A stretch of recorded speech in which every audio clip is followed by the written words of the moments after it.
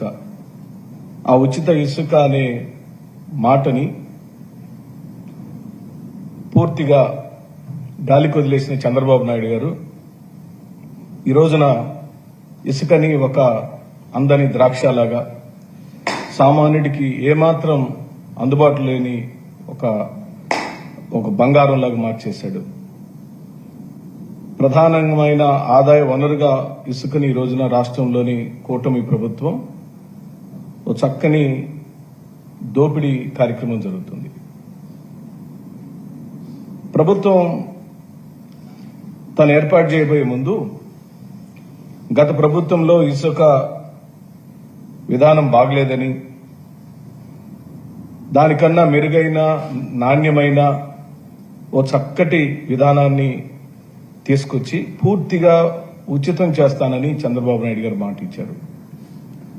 మాట ఇవ్వడంతో పాటు దాన్ని విస్తృతంగా ప్రచారం చేశారు. వారు చేసిన ప్రచారంలో ఇసుకని పూర్తిగా ప్రజలు వారికి నచ్చిన ప్రదేశంలోకి వెళ్లి కావలసినంత ఇసుకని తెచ్చుకునే విధంగా నా విధానం ఉండబోతుంది అని ఎన్నికల హామీలో వారు చెప్పారు. అమాయకులైన ఆంధ్ర రాష్ట్ర ప్రజలు చంద్రబాబు నాయుడు గారి మాయమాటలు నమ్మి ఓటేసిన తదుపరి ఈ రోజున అది ఒక అందని బంగారంగా, సామాన్యులకు అసలు అందుబాటులో లేని కార్యక్రమంగా మారిపోయింది. జనరల్ గా చంద్రబాబు నాయుడు గారు అంటేనే మాటల గారడీ చేస్తాడని, ప్రచార ఆర్భాటం ఎక్కువగా ఉంటుందని, సామాన్యులకు ఏ రోజున తెలుగుదేశం పార్టీ ప్రభుత్వం అందుబాటులో లేదనేది జగమెరిగిన సత్యం. అది అనేక మార్లు వారు ముఖ్యమంత్రి అయిన ప్రతిసారి అది నిరూపించుకుంటూనే వచ్చారు.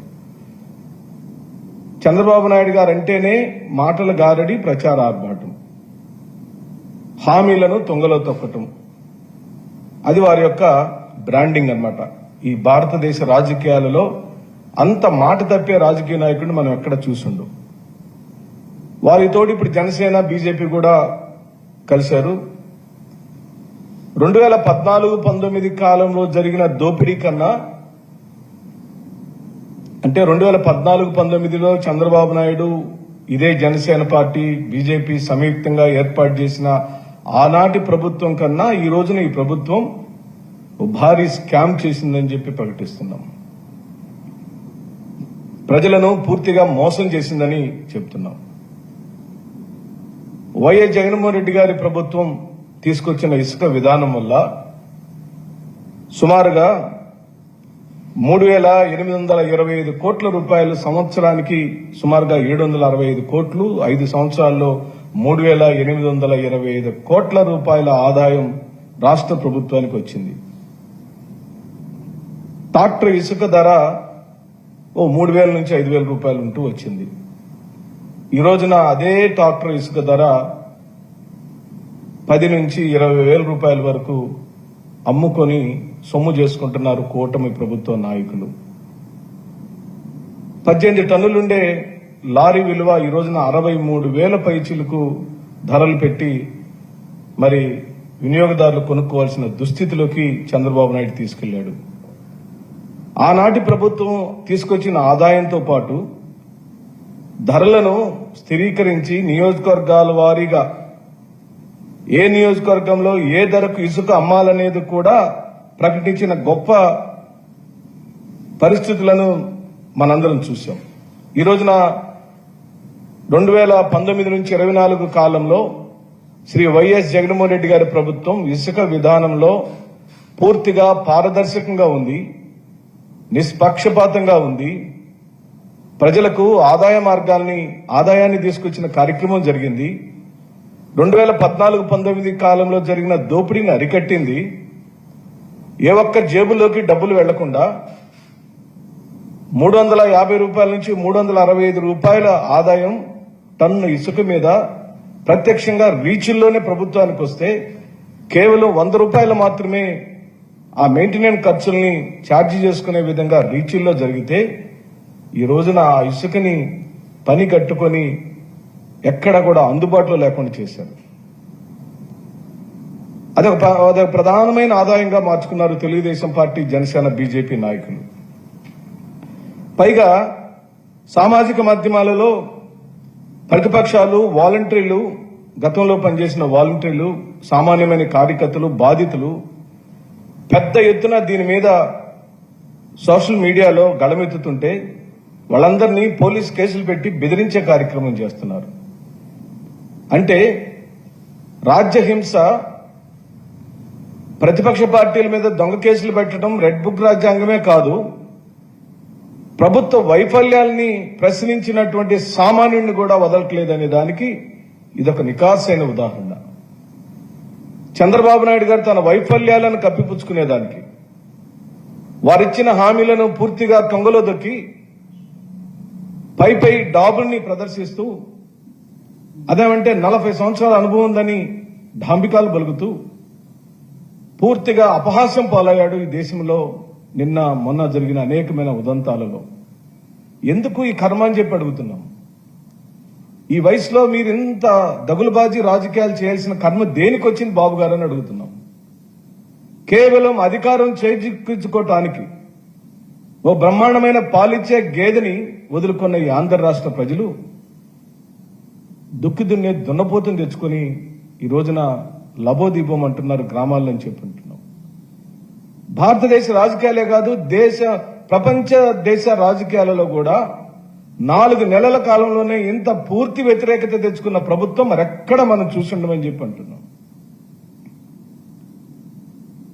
ఓ పక్క దోపిడీలు, దౌర్జన్యాలు, ఆక్రమణలు, ఆస్తుల ధ్వంసం చేయటం, విగ్రహాలను కూల్చగొట్టడం, స్వయాన మా పార్టీ భవనాన్ని కూల్చివేయటం, రెడ్ బుక్ రాజ్యాంగాన్ని ప్రవేశింపజేయటం, పోలీసుని పూర్తిగా రాజ్యాంగాన్ని వ్యతిరేక శక్తిగా పోలీసు వ్యవస్థను మార్చేయటం, వాళ్ళ జేబు సంస్థగా మార్చటం, పోలీసులను పెట్టి బెదిరించటం, కొట్టించటం, అరెస్టులు చేయటం, జైలు పాలు చేయటం లాంటివి తారాస్థాయికి జరిగిన ఈ సందర్భంలో వారి వైఫల్యాల నుంచి డైవర్షన్ పాలిటిక్స్ చేయటం, వరదల నుంచి డైవర్షన్ పాలిటిక్స్ చేయటం ఈ రోజున ఈ ప్రభుత్వ యొక్క విధానంగా మేము భావిస్తూ, కానీ ఎన్ని జిమ్మిక్కులు చేసినా 100 రోజుల నుంచి 120 రోజుల కాలం అయినా కూడా నువ్వు స్థిరపడకుండా, చెప్పిన హామీలను ఒక్క పెన్షన్లు తప్పించి ఏ ఒక్క హామీ నెరవేర్చకుండా, ఆ ఇచ్చిన పెన్షన్లలో కూడా సుమారుగా 1,00,000 పెన్షన్లు మీరు ఈ రోజున తొలగించారు చంద్రబాబు నాయుడు గారు.